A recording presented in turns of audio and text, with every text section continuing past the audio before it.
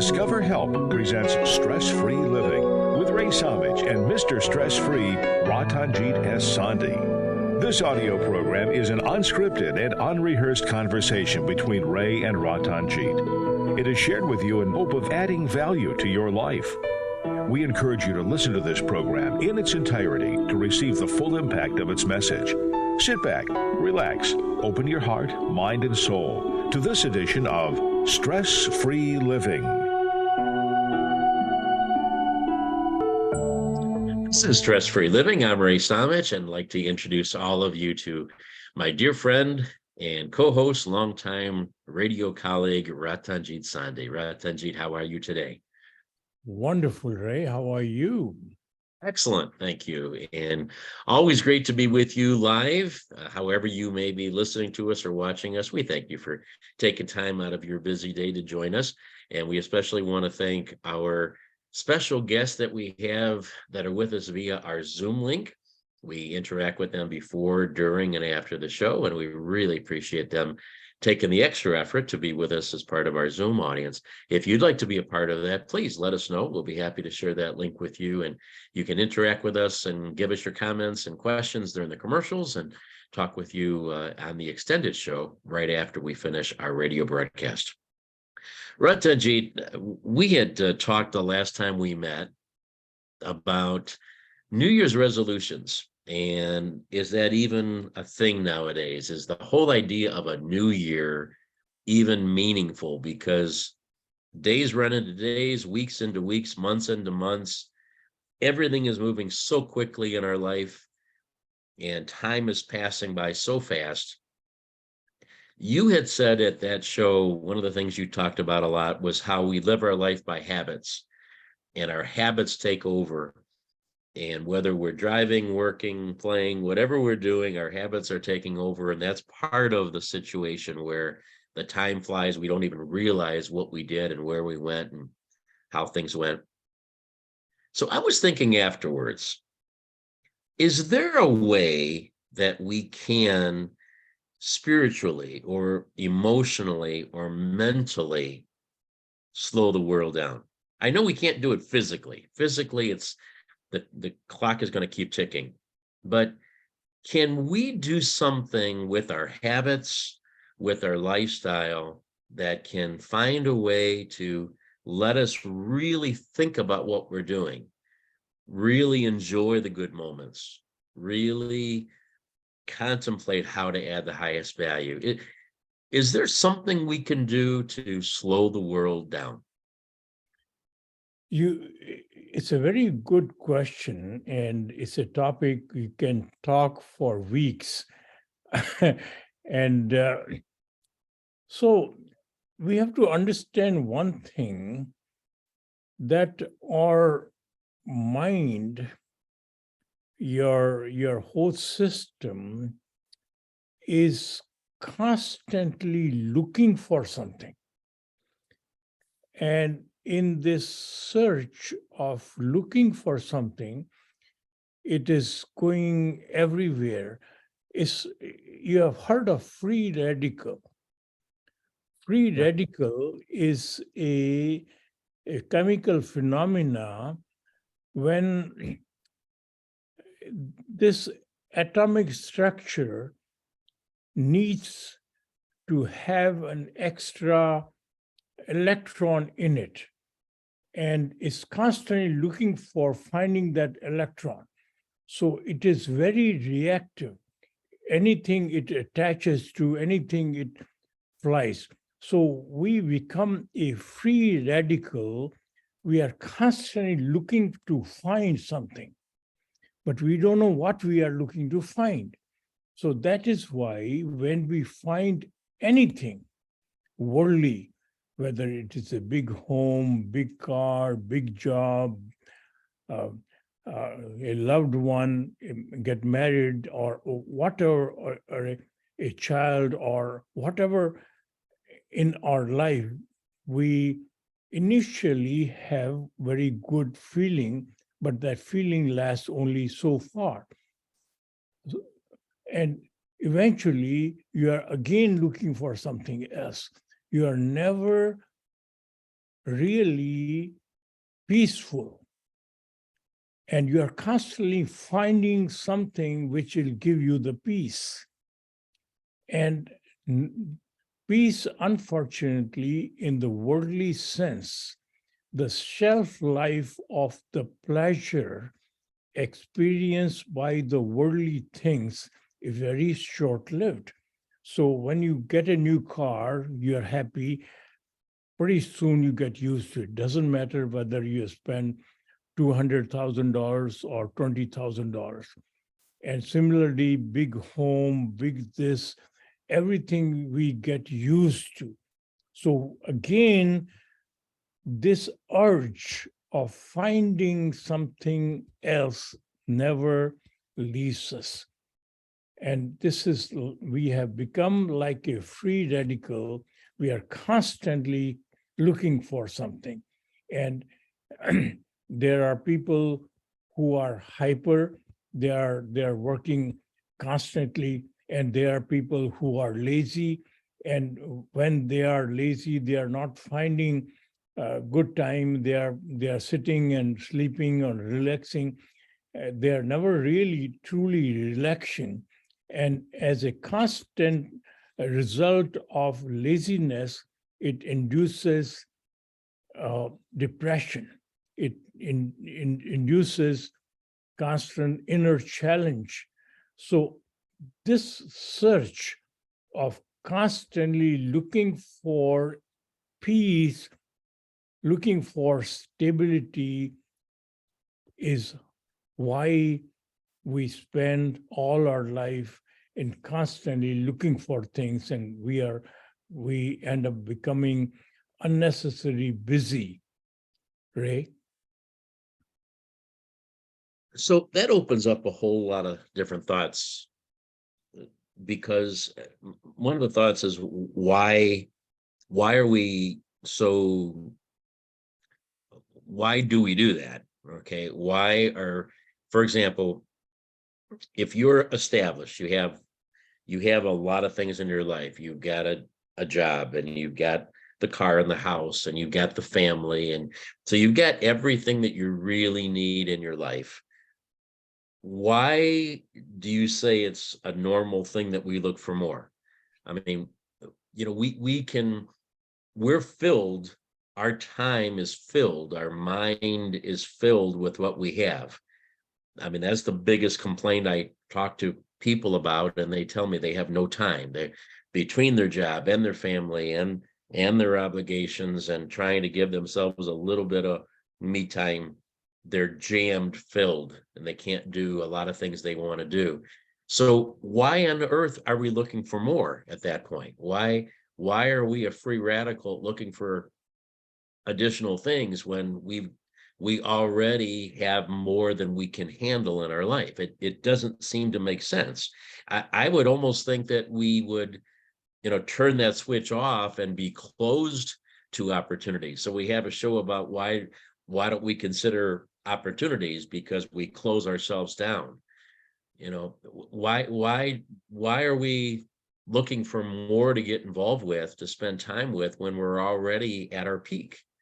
So the reality of life is that when you have a good job, when you have a good family, when you have a good home and everything going well for you, suddenly some of these people have midlife crisis.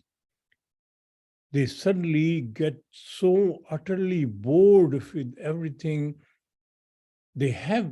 We are looking for stability, and they have stability, so to speak, worldly stability.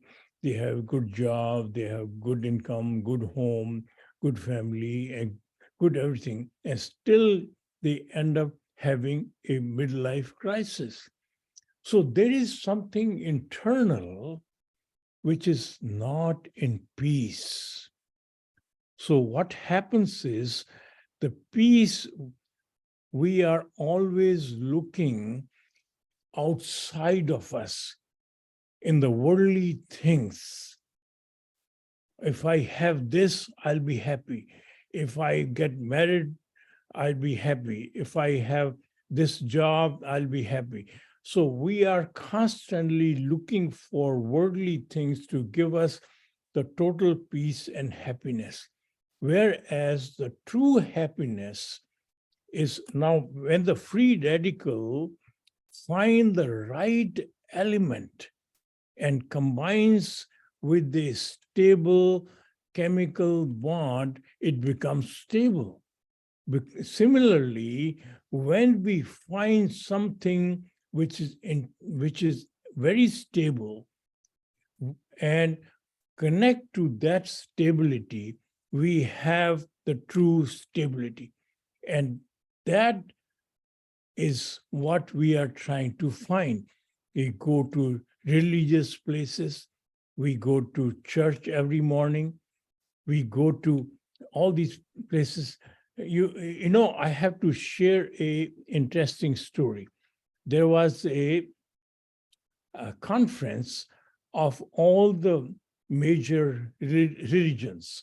There were who is who of all the religions, they were present.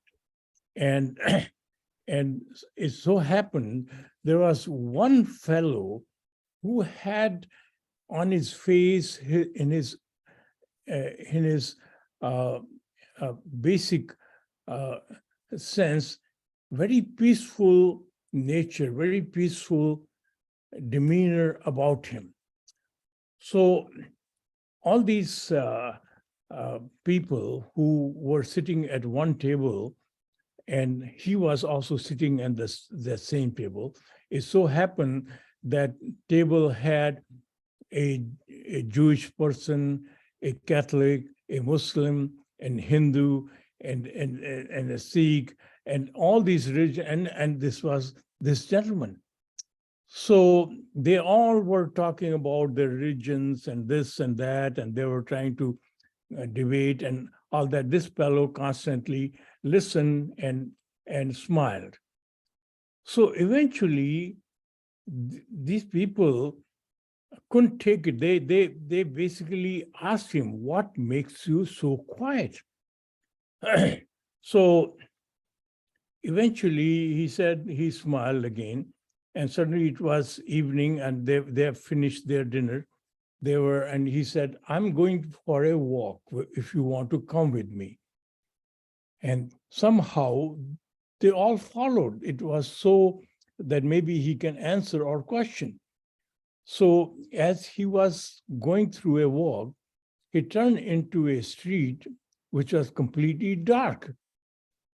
So at the end of the street, they followed him. And at the end of the street, there was a street lamp.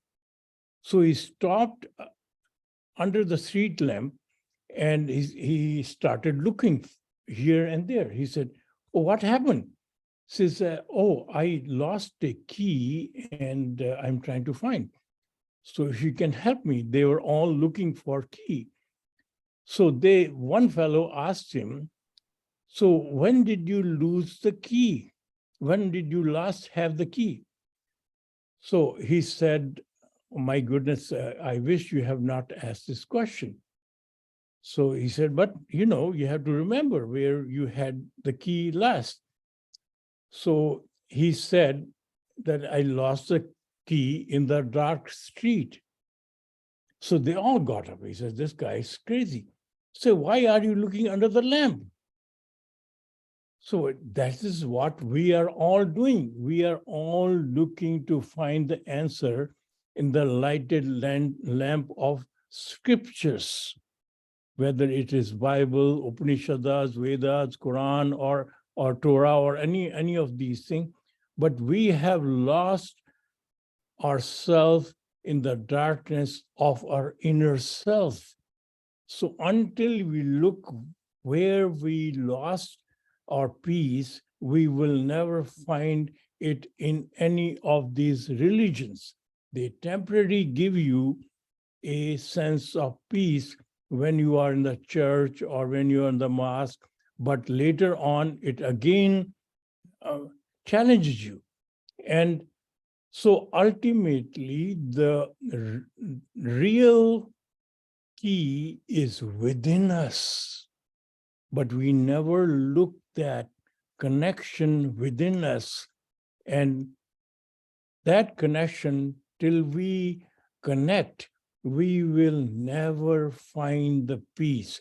We will go from one place to another, one job to another, 1 million to 10 million to $1 billion, and so on, so forth. We have seen the consequences of all these very successful, famous people. They end up having nervous breakdown. They end up, in the extreme cases, committing suicide. So answer does not lie there.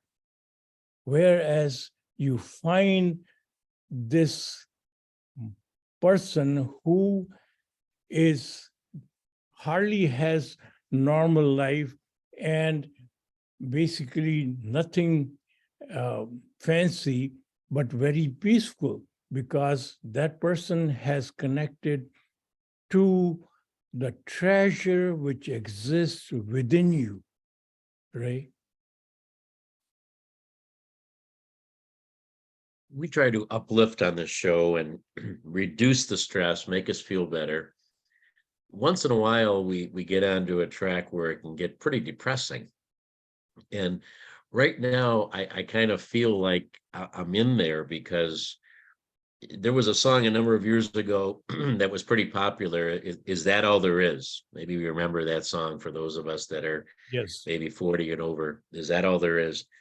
And I used to listen to the song, and I actually I would turn the song off, because the message of that is so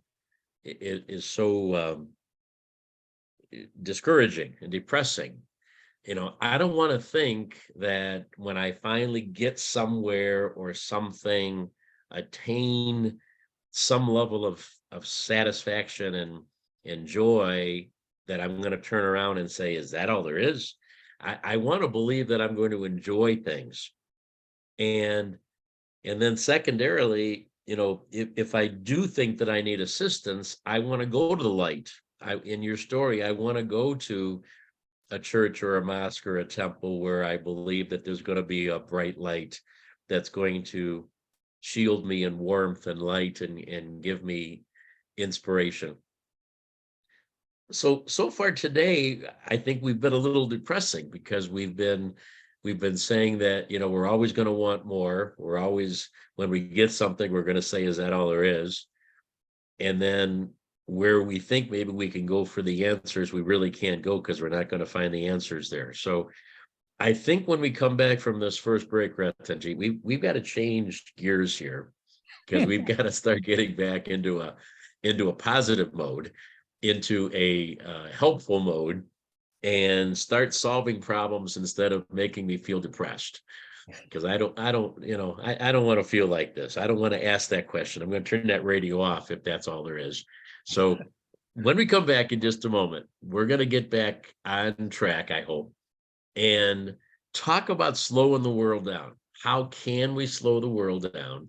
How can we enjoy life more completely without having to try to grab every shiny new object that passes by, thinking that that's the answer? This is Stress-Free Living. We'll be back in just a moment. All right, everybody, this is your chance. Dr. Jagjit, we welcome you. You snuck in there at the last minute. Everybody, if you've got a thought, please share with us. Thank you. Good morning, everybody. I was a bit late. I was caught up in an assignment. Okay. It's okay. No problem. No worries. Anyone have a quick thought? We've got about a minute. Yeah, sorry. Go ahead. Go ahead. Yeah, so I actually made some notes as Mr. Sandhi was talking, and then if you go back, you're talking about the free radical, right? And us chasing. Yeah, listen, I think at the end of the day, the answer is within us, right? We have control over that outcome. Now, in order to have control, you have to be able to manage that ego, because that chase is driven and impacted by our egos. And that's why whatever you achieve is not enough. It's always you have to go get better because of A, B, or C. The environment around us is driving us in that direction, and you're gonna the only way that you can resist that pull, that gravitational force, is to be able to look inwardly and let go of the ego. And once you do that, you almost demagnetize yourself, and you'll be able to start to slow down and focus on what really matters. The key is you have to enjoy the moment at which you're in. Enjoy that journey.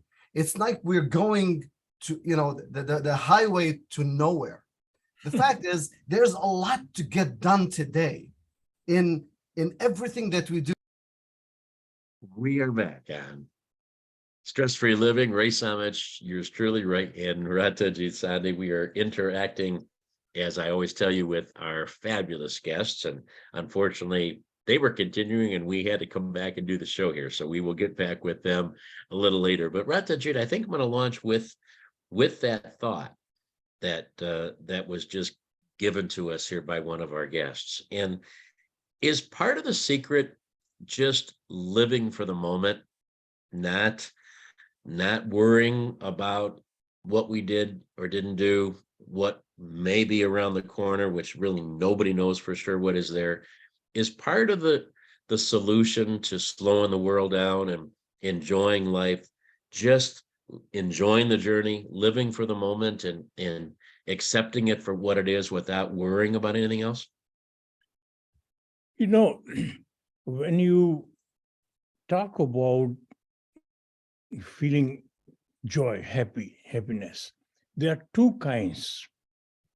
One has very short life. Whenever you are focused on driving pleasure from new car, new things, new money, that is always, it exists only for a short time. There is another pleasure or joy which has very long life. When you are able to help somebody, able to give somebody else a joy, serve somebody unconditionally, unselfishly, that joy which is given, comes out of that, has a very long self-life. So understanding this secret, so once a while we all do that, and generally when we help somebody, there are so many volunteers who work for Red Cross and all these organizations. So we help somebody because we want to show somebody. We are always acting good when we are on stage, when somebody is watching us. We never do these things selflessly. So it is our ego-driven goodness, which again has very short self-life. So only self-life, which is much longer when we do that goodness when nobody is watching, when we do it from our inner heart, inner soul, inner self. So understanding two major differences. So when we connect to the real us within us, we end up focusing on becoming goodness itself. We don't do good things, we become goodness. And as a consequence of that, all these joys have longer lasting life cycles. So all our education, all our skills, all our capabilities, all our financial capabilities, all that, once they get directed towards making a difference to others selflessly, you have a very fulfilling life. And as a consequence, your net worth and all these other things automatically increase because this phenomena rewards you. Ray? You talk about the two different types, and on the surface, they seem pretty similar, really. I mean, you do it selfishly or you do it unselfishly. I mean, you do it to get applause and credit, or you do it for your own selfless, loving, giving reasons. It doesn't seem, I mean, it's pretty simplistic. It's like A or B. But if you really dig deep into it, it is as far extremes of action as you possibly could imagine. When you say shelf life of doing something good for the right reasons, selflessly, I mean, I think the shelf life is permanent. I mean, even if our memories forget it because we grow old, I think it's changed us by something we did selflessly. It's become part of us. Your example of saying becoming goodness, okay? I think it helped us, those moments help us become who we are and become goodness, if we use that term. So I think the extremes, if you do something for the right reason, that actually becomes part of you. It lives forever. And even if people don't know who you are because you did it totally quietly and you didn't do it for the praise, there's something about us, I think, when we do those things that radiate goodness, radiate love, radiate kindness, that other people will notice, even if they didn't know why, even if they didn't know what came into it. The comparison to that and doing things the way most of us do it, and I'm not taking myself out of that basket at all. We do things so much in our life knowing what the impact is going to be, what the effect is going to be, what the praise is going to be for us, what the positive feedback is going to be when we do that. You can, as you talk it through, it sounds so trite, doesn't it? It sounds so belittling. It almost sounds like, selling myself out because I'm only going to do that nice thing on the surface. It's going to appear nice, but I'm only doing it because of my own agenda, my own selfish interest in getting rewards. When you really look at it that way, it seems so, wrong. I'm just trying to talk this through, but in my own mind, it just seems like you've pointed out how these two actions are so extremely different. Doing things for the right reason or the wrong reason are about as opposite the end of the spectrum as you can get. Yes. And yet we don't really, I don't think we think about how different those are when we do them. I think we just say, well, I want to get this, so I'm going to do this. And you just do it without even thinking of really how wrong that is to do it for that agenda. The strange fact is that when we do this, when we talk this, basically as a mental exercise, it does make sense. Yeah. But ultimately doing things, becoming goodness itself, totally selflessly doing things cannot happen until you connect to the real you within you. That is basically the fact. So many times when we do things, we say, oh, I do it only for the goodness of my heart and This is only a talk. We generally do it only for our ego, just to make higher credit to us. So there is something basically self-worth and net worth. So our self-worth, until we acquire the self-worth, we become depression proof, we become midlife crisis proof. So that only happens when we have our true self-worth. So true self-worth cannot happen until we find the true self. So until we connect to the real us, when we connect to, when it takes charge, it is like when you watch a mother with a child, and the mother is working from home, and she's working on computer, she's working on a major project, and this child always wants attention, right?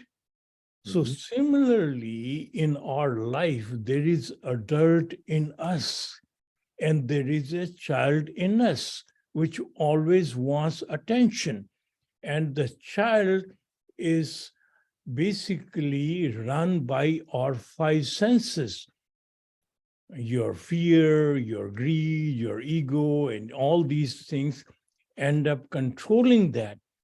The real adult is within us. Fortunately, 99.999% never find the adult in us, never connect to the adult in us. As a consequence, we are constantly inundated by the demand of this child, which is always present within us. So we have to manage. Once we find the adult in us, child won't disappear, but we'll be able to manage the child. Ray?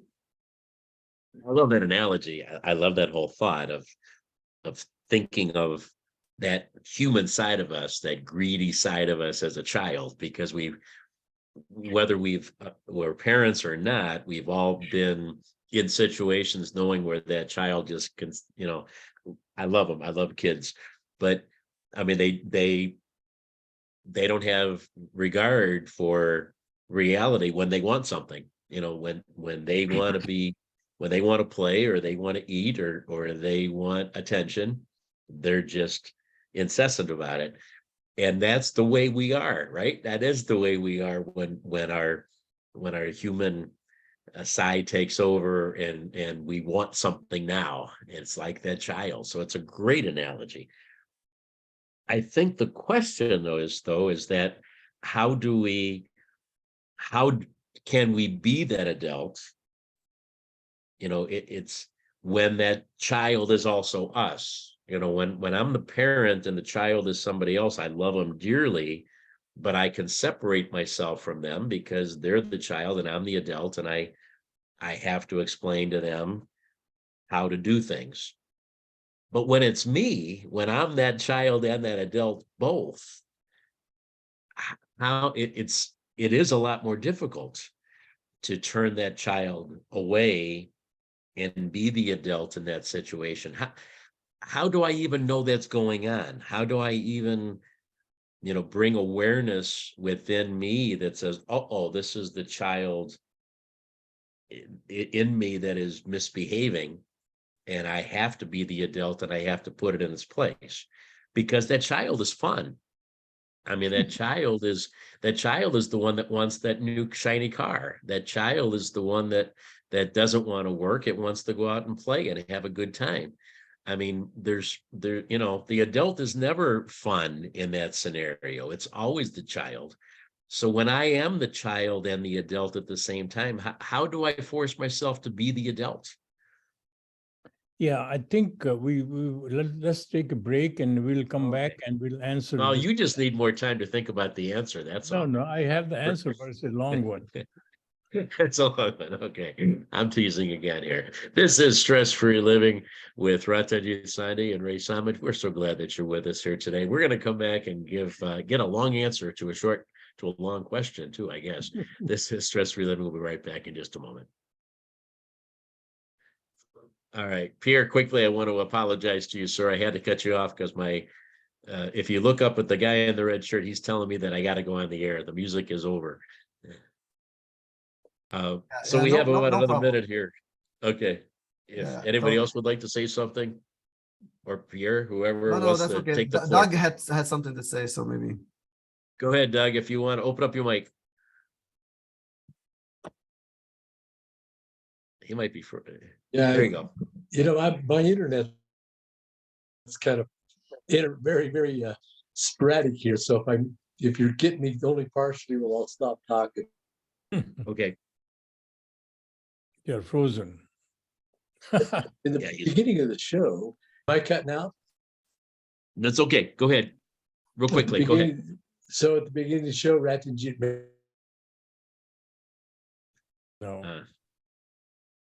made the example of the energetic person and the lazy person. If the lazy person, if the world slows down for him, because Ratanjit said, oh, they lay around and they're lazy and all this, versus the energetic person. So I just wondered if they feel like the world is going slow and the rest of us feels like it's going really fast. So I'm sorry about the interruptions, but I feel like I'm interrupting all the time here. No, you're not. You are sporadic though, so I don't know if we caught the point. Is the lazy person, is he slowing the world down? Is that what you're saying? Well, no, what I'm saying is, does the world seem slow to him or her versus the energetic person who's, oh, got this, got to do this, got to do that. I don't have time for this. I just wondered how they feel about the fastness of the world that we've talked about. And then after the show, I'll give a great example of helping somebody without really even knowing you're helping them and how great that feels. So, but I'll leave that up for later. All right, good. Thank you. And we are back on Stress-Free Living. Ray Samich and Ratanjit Sandhi with you. Show is just flying by here today. We are so grateful for all of you being with us.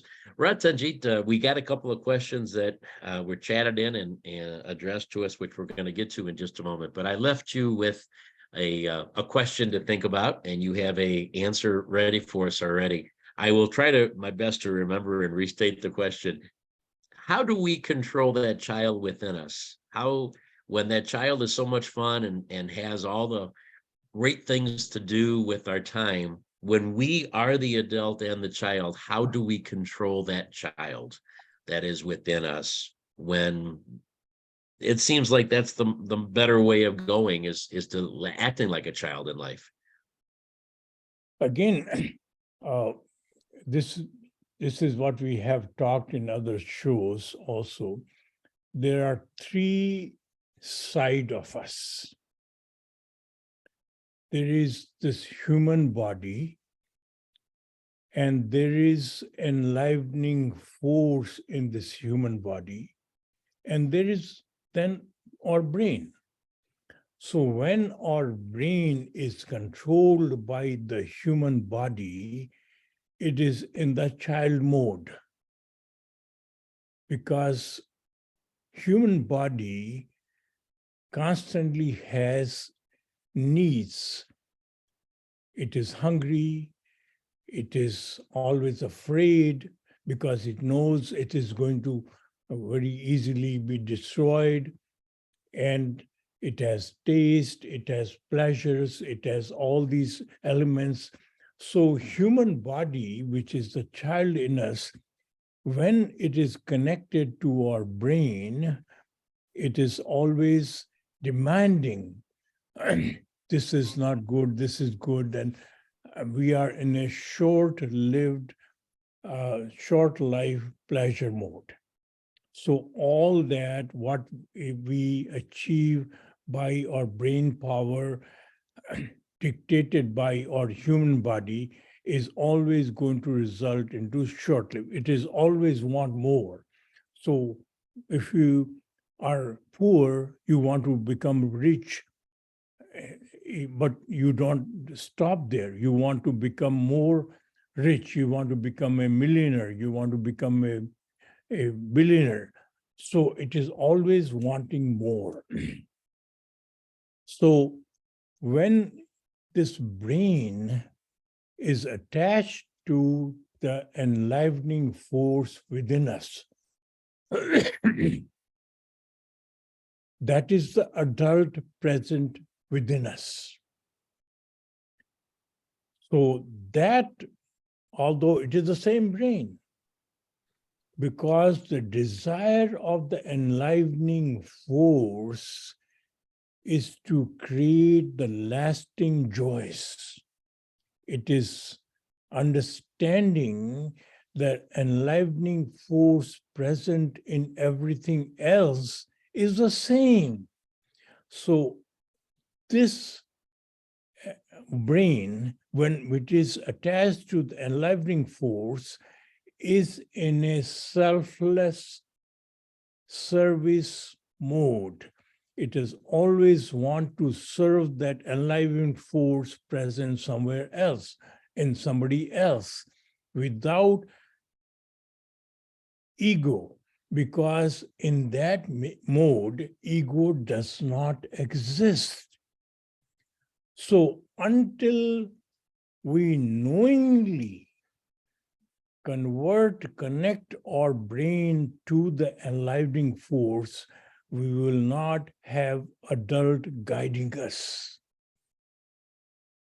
So that is what the adult in us is present, Ray. That makes it sound so, I don't know, difficult, I guess, is to, and I guess I know it is, because we're all fighting that child, or maybe in some ways we're fighting a demon within us that always says you want more, you have to have more, this isn't good enough, you're not good enough. You know, is that all there is?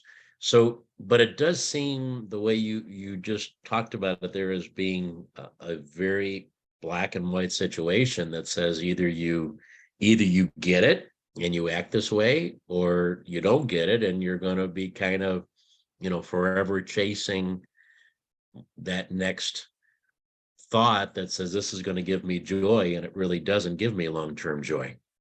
So I want to step back again a second. Maybe it's just me today. Maybe I'm just kind of in a pessimistic mode, and I don't mean to be.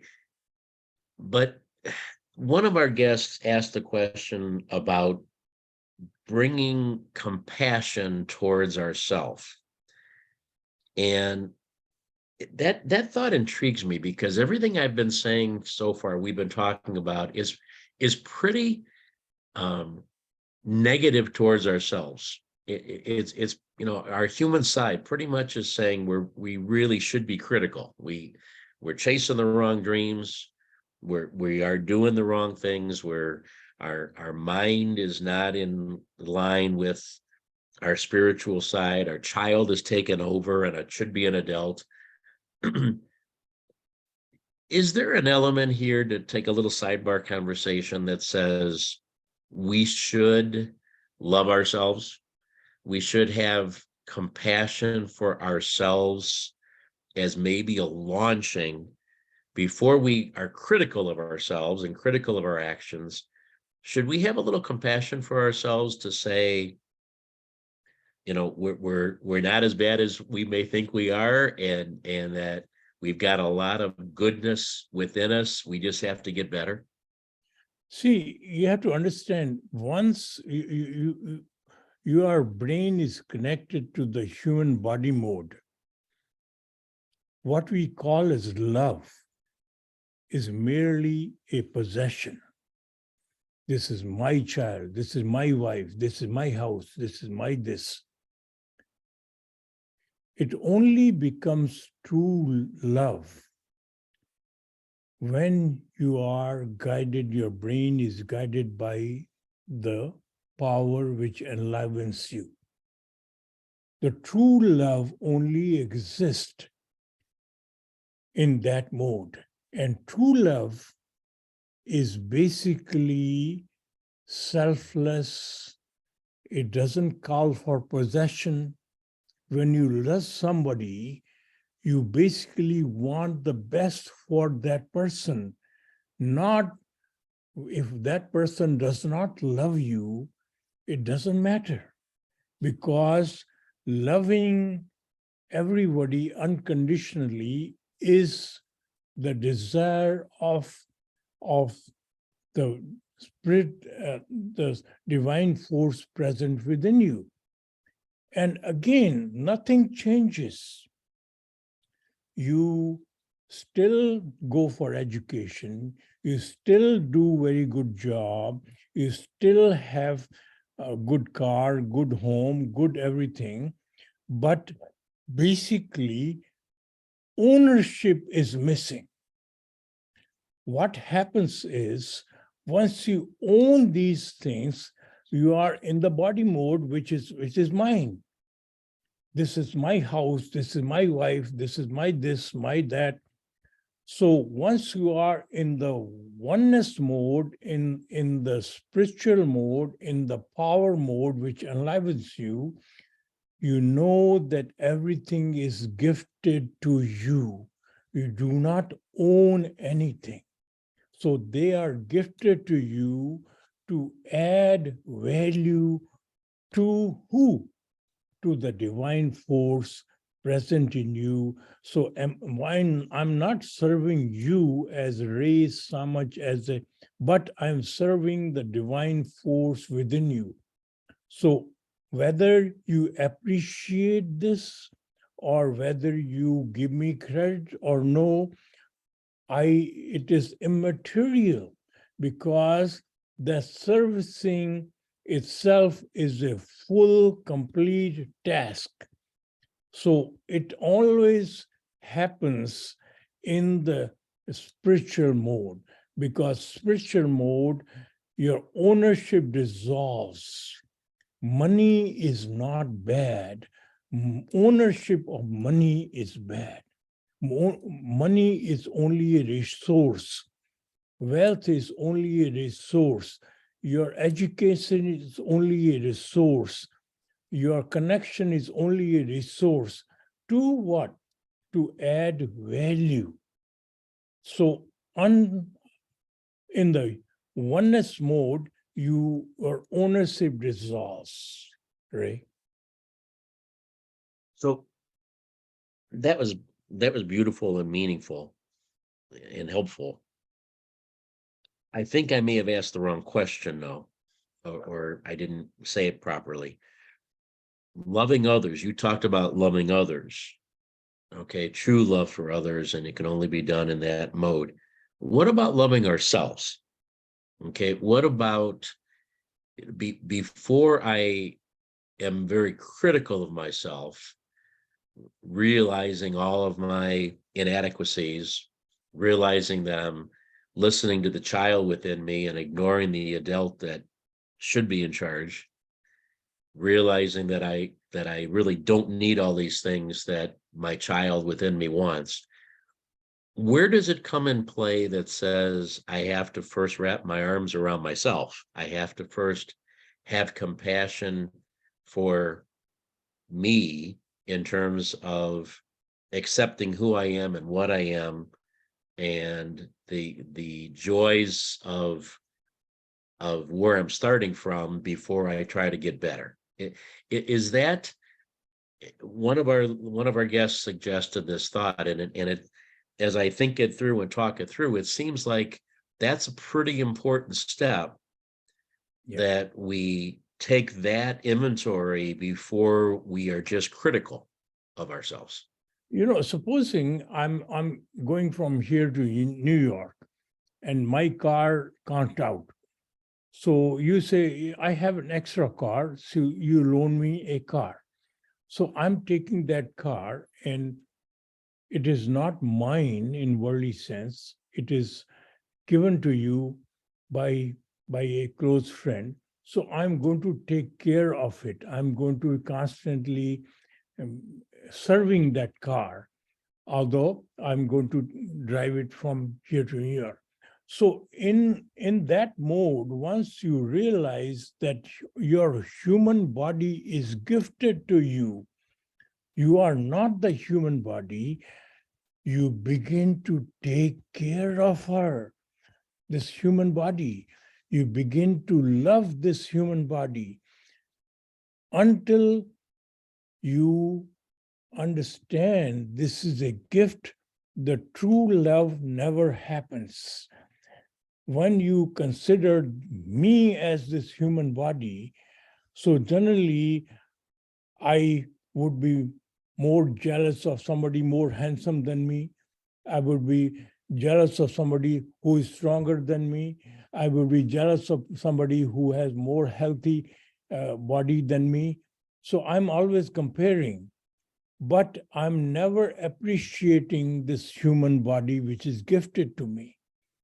The true love, self-love, only happens once you detach yourself and consider that as a gift. And human body falls in the same category. Once you know that you are not the human body, but this human body is merely a gift to you, you take care of this human body. Otherwise, you abuse this human body in name of loving yourself. In the name of misguided love, you end up abusing yourself, right? Again, that's very helpful. Taking care of our body, it's a gift. I hear you loud and clear. But I'm also talking about how our body acts, how we think, what we do. Are we supposed to be accepting of our misbehavior? Of, when we do something wrong, we know it more than anybody. Even if nobody else is aware that we did something for the wrong reasons, we know it. We can't hide from ourselves. It is the compassion that we feel towards the reality of us, the reality of our human mode, the reality of our inadequacies and our mistakes. Is that something, should we be tolerant of that? Or should we be upset with ourselves and intolerant of any bad behavior? See, whenever your brain is attached to the human body, all the decisions which you are going to make are going to be guided by this human body's nature of fear, greed, ego, and all those. And those decisions are not going to be correct. So decision making must be given to the divine power within you. It is the same brain attached to the divine force makes the right decision. It is the adult in you. So do not allow the decision made by the child for your life. Let the adult make the decision.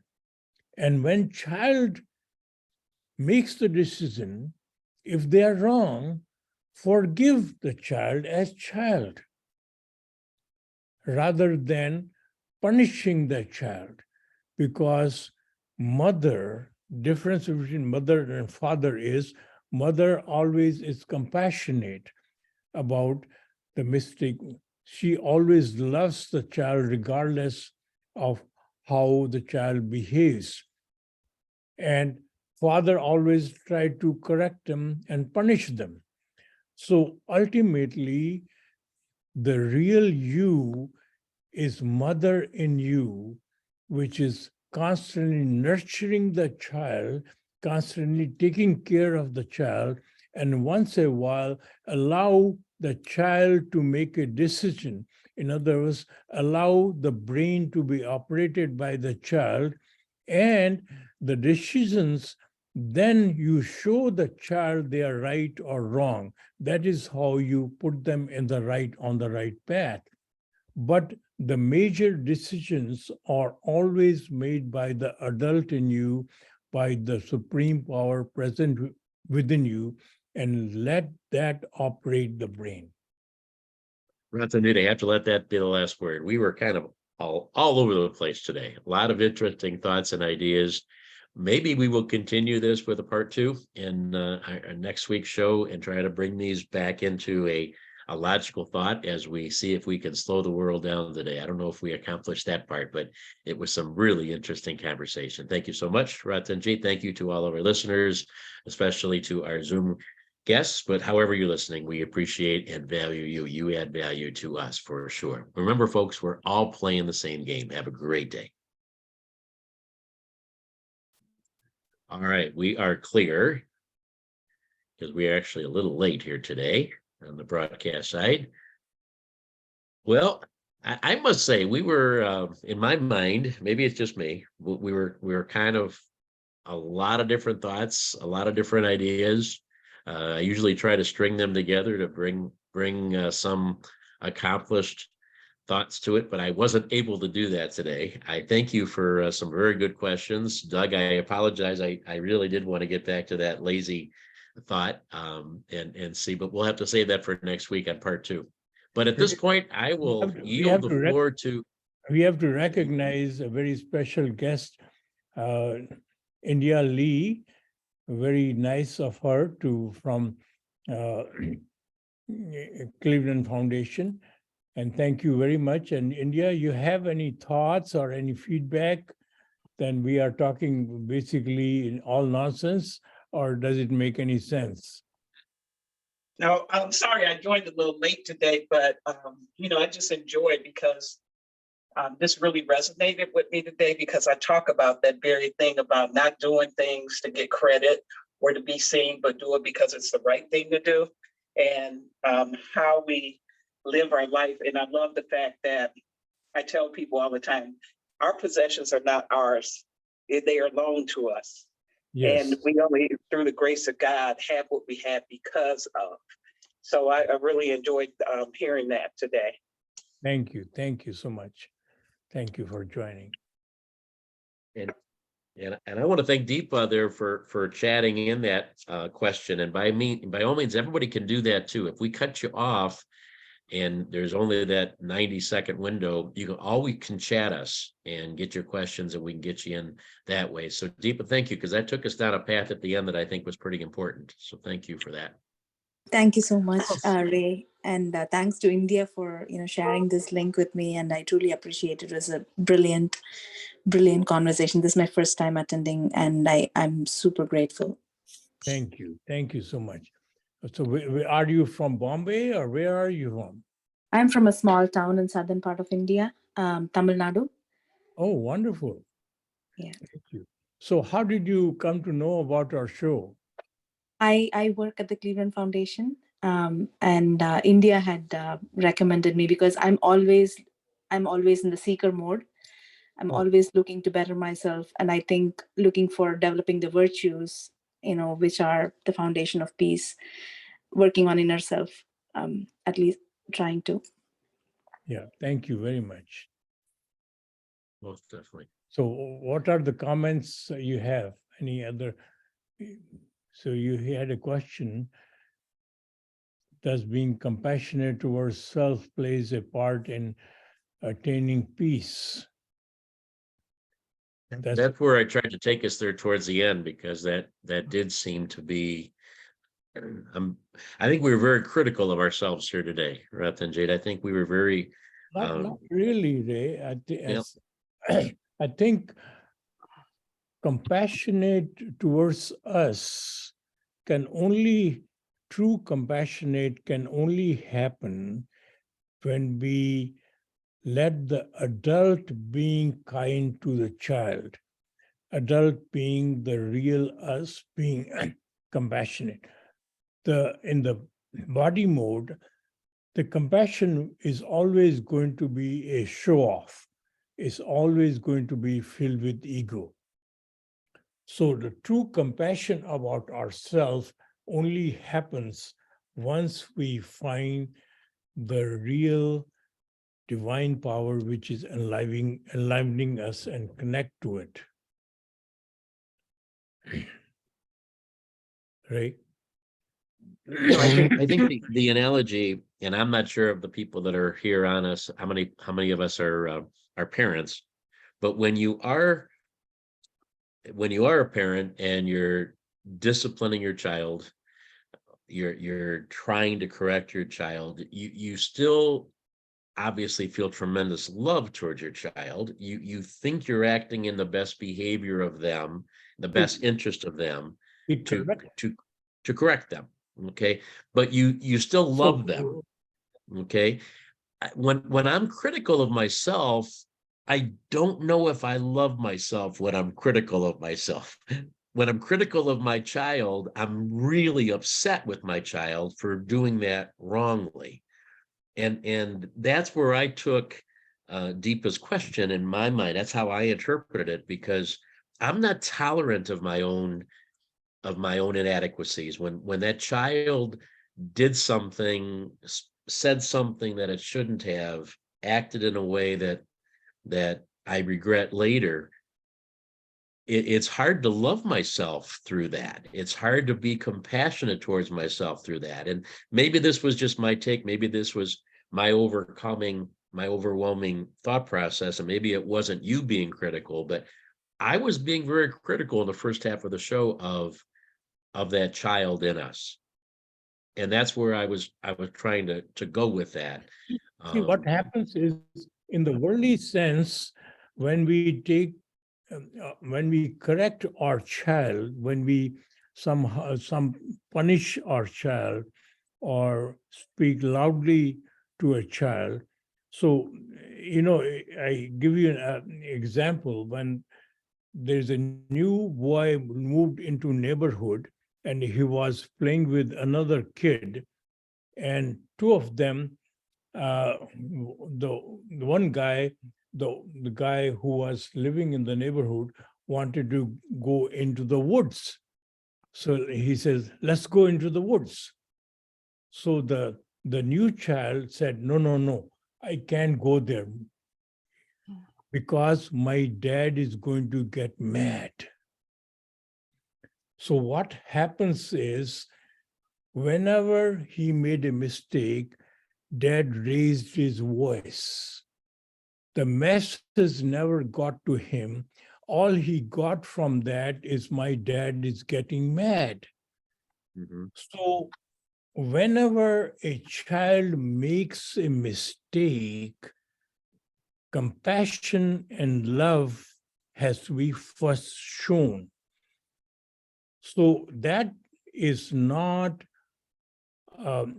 sometimes when it is considered to be punishing the child is the right thing to correct him. But it ends up being same in our society. Punishing a criminal and putting in the jail is the correct way to handle it. So we basically convert the good people into criminals. So similarly, a good child into a bad child by constantly condemning him and constantly, we have to understand the basic reason why he did what he did. So until we have compassion, we never would be able to understand it.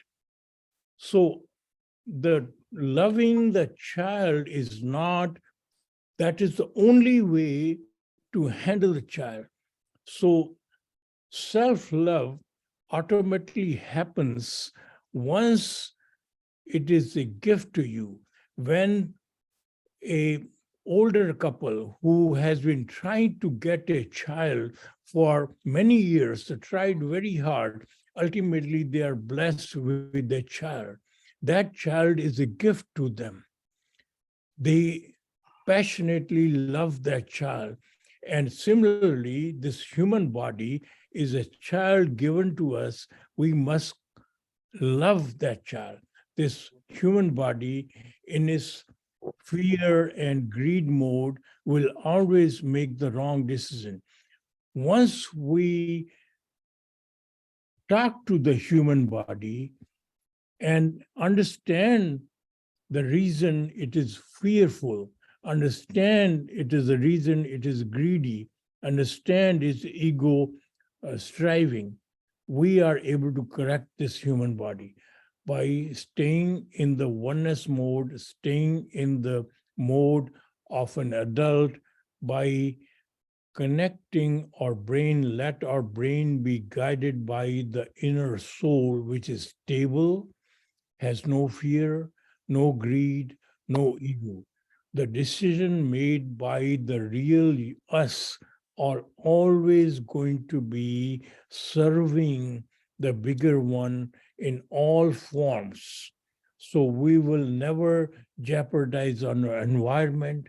We will never jeopardize when we run a corporation in that mind, it is never going to be greedy and constantly parked in money making. When we have hospitals and daycares, we are always looking to have the right decision there, because today our society in all aspect is all greed and money driven.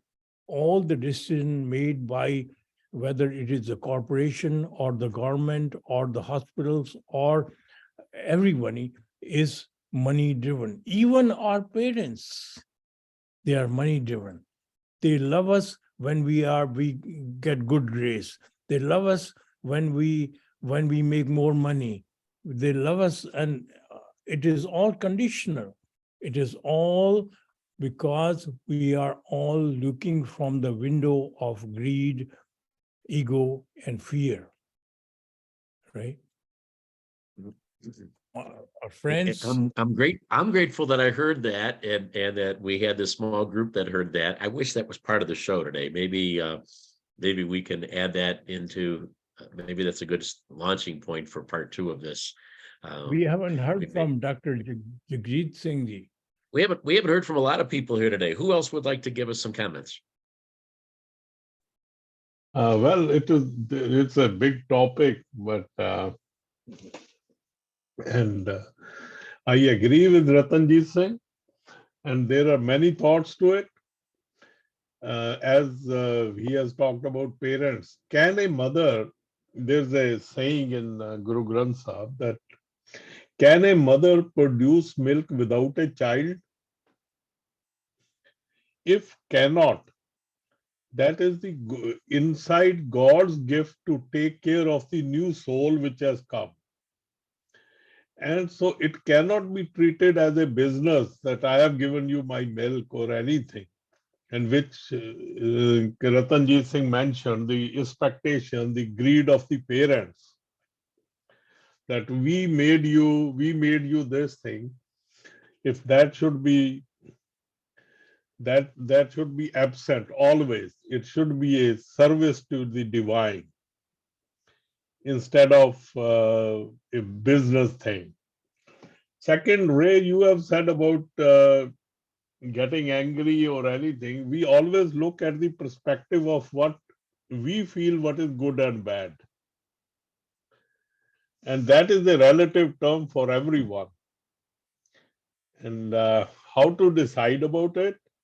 Even in communities, even in everywhere, the problem is, even in the worldwide, this is a problem. When they fight over somebody, everybody has its own opinion on what is good and bad, even in religions, even everywhere. I see it all around. The third part, which was a bit touched in the show, is we don't know about the future. But what we do in the present always designs the future. What I do today, automatically the future will come according to that. So what I do it right now, in this moment of life, that is important. though we might consider it that this is going to be my future, but it might not turn out right. So these are some of my thoughts, but we cannot slow down because, as Ratanjit Singh has said, that we are all in the greed and capitalism mode, and I know running around, no peace, nothing, no compassion, no anything about anybody. So it is really sometimes frustrating that when we see people around us, even in temples, even in every place, even when we go to temple, which should be a place, the people who work there, they should be compassionate, other thing.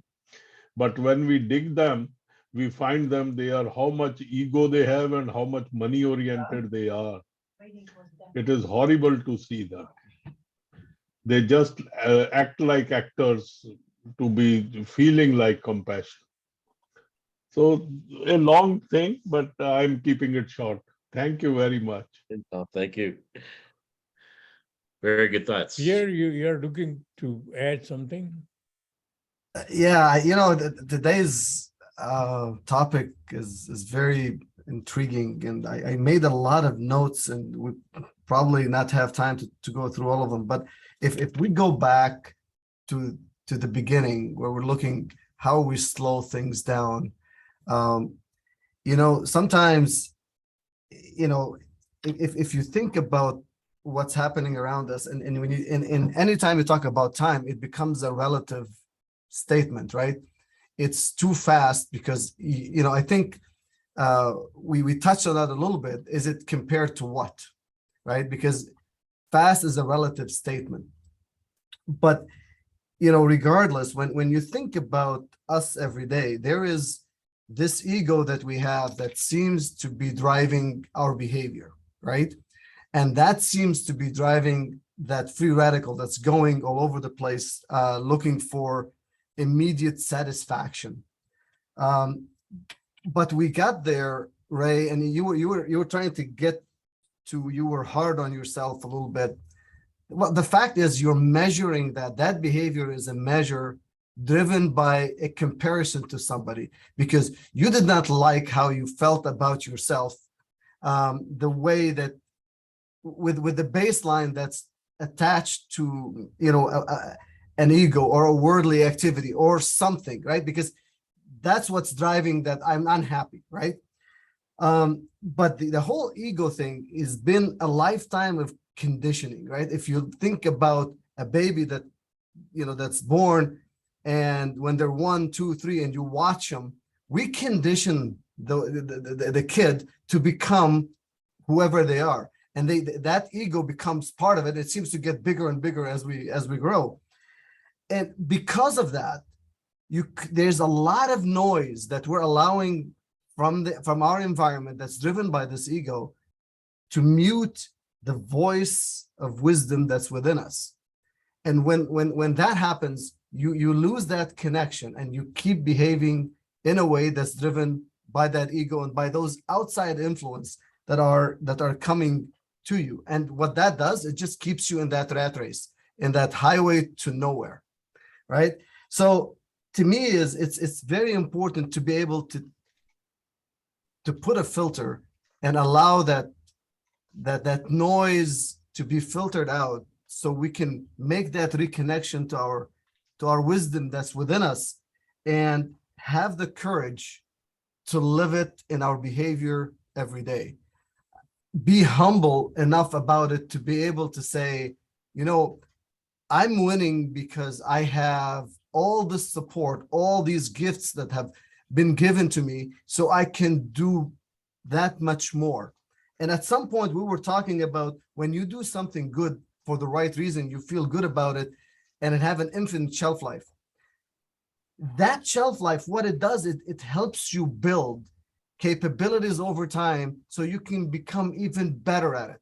This is a lifetime of building and practicing these things, this behavior, how you add value, how you make that connection to your inner self to allow you to deliver on a regular basis value as part of the way that you live. This is not something that, well, today I'm going to add value. Tomorrow I added enough value for the month, so I'm okay. This is not a quota thing. It's a lifetime of that we're never going to be perfect at it. But I think if you take those steps and every day you get better at it, every time you do something good, you recognize that you have done it and be intentional about the next step. Recognize that the gift that you've got that allowed you to get to this point, now you have to be able to leverage it to that next point, and you keep building. And when you do that, you create a bigger impact. And now you'll start to feel that peace that you're looking for over time. Very good. Very good. Thank you. Boy, love all of these great comments and input from all of you. Thank you. Anybody else have anything else to share?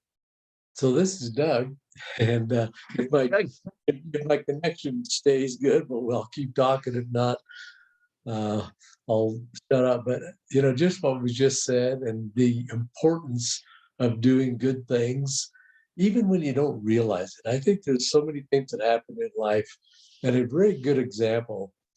And I talk about my wife a lot, but her niece lived close to us, and her niece had a daughter who came up a lot and spent a lot of time with my wife in her art studio.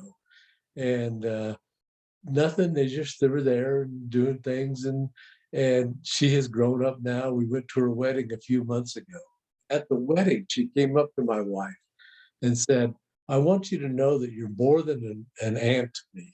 You're almost like my mother." And she said, all those times that I came to your studio and I worked with you, you taught me how to paint a little bit, we just talked and everything. You have no idea how great that was, how much I enjoyed that. And especially those times that I was really having a difficult time with my life. And then she said some more and laughed. And I looked at my wife, Patty, and I said, "Did you know that she was going through a difficult time?" And Patty said, "No, I had no idea."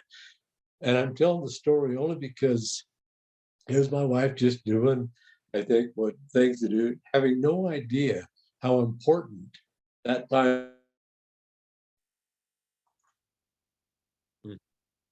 go through life and you do good things, no matter why you do them. Well, it makes a very important impact on a lot of people. And by the way, on a lighter note, nobody can be as smart as Ratanjit. So I haven't figured out. I just thought of this today. He's got an implant in his ear. And when he kind of stumbles a little bit, which is very unnoticeable,